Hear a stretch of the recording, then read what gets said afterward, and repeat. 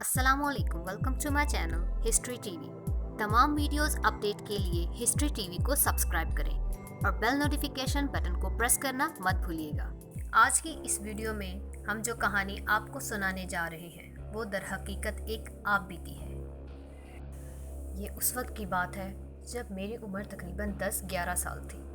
मुझे बचपन से ही जिन्नात के वाक़यात सुनने का बहुत शौक़ था। उस दौर में बिजली बहुत कम जाया करती थी और अगर कभी रात में चली भी जाती तो हम बच्चे अपने बुज़ुर्गों की गिरद दायरा बनाकर बैठ जाया करते थे और उनसे पुराने वक्तों के जिन्नात और परियों के किस्से सुना करते थे। ऐसे ही एक रात का पिछला पहर था। चांद की रोशनी मेरे कमरे की खिड़कियों से मेरे पूरे कमरे को रोशन कर रही थी। ये गर्मियों की एक रात थी। कमरे में रूम कूलर चल रहा था। उस वक्त रात के 2:30 बज रहे थे। जब मुझे प्यास महसूस हुई तो मैंने पानी पीने के लिए कमरे से बाहर कदम रखा। चारों तरफ अंधेरा फैला हुआ था। मैं लाउंज से होती हुई किचन की तरफ बढ़ी, जल्दी से पानी पिया और वापस अपने कमरे की तरफ मुड़ी। जैसे ही पानी पीकर मैं अपने कमरे की तरफ मुड़ी, मुझे यूँ महसूस हुआ जैसे सीढ़ियों में कोई खड़ा है। मुझे लगा शायद मेरे घर का कोई फ़र्द होगा।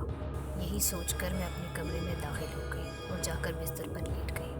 अभी कुछ ही मिनट गुजरे थे कि मैंने देखा मेरे वालिद साहब मेरे कमरे में दाखिल हुए हैं और उन्होंने सोफ़े पर पड़ी हुई बेडशीट उठाई है और उठाकर रोशनी के बीच में खोल दी है, जिस पर मैंने उन्हें आवाज़ दी, जी क्या चाहिए है आपको? लेकिन जवाब में मुझे कोई जवाब मौसूल नहीं हुआ। उन्होंने वो चादर वापस फेंकी और कमरे से बाहर निकलकर सीढ़ियों पर वापस चढ़कर अचानक से गायब हो गए।